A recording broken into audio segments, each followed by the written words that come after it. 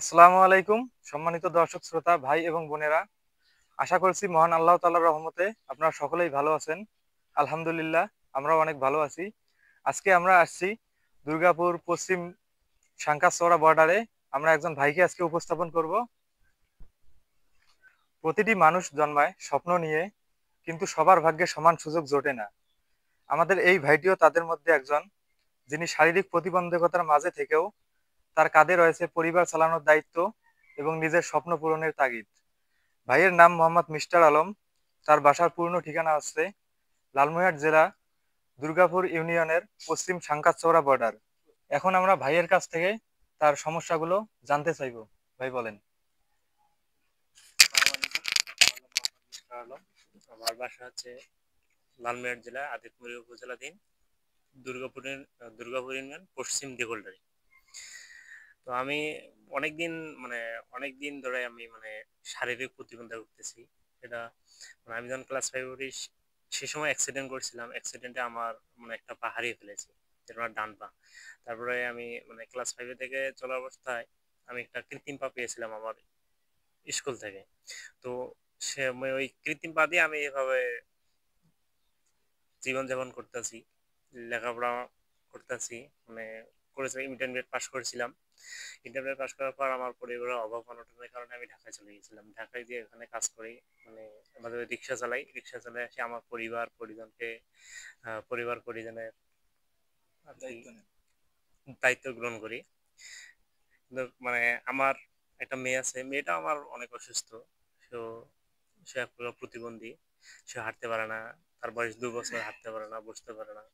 তো আমি মানে তার চিকিৎসা আমি দীর্ঘদিন যাবত করতেছি।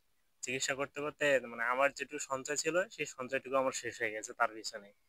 এদের মধ্যে আমি মোটামুটি একটা আর্থিক সমস্যার মধ্যে পড়ে গেছি। যা কি বলবো, মানুষ টাকা না হলে মানুষ তো যা হয়। যা হয়। তো এইভাবে চলতে চলতে দেখা যায় যে আমি আজ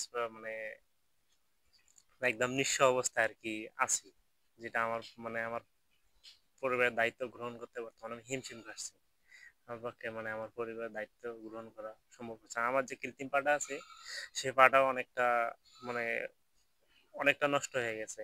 এটাও আমার চেঞ্জ করা জরুরি হয়ে পড়েছে, কারণ আমার পাটা ভেঙে গেছে।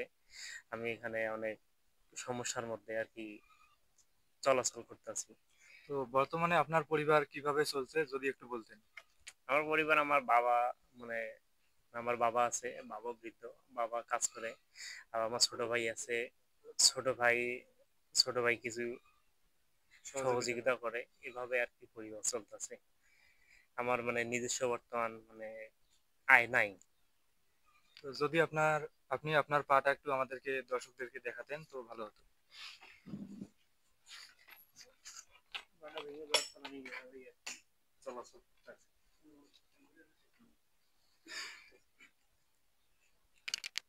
তো দর্শক শ্রোতা, খারাপ হচ্ছে ব্যাপার।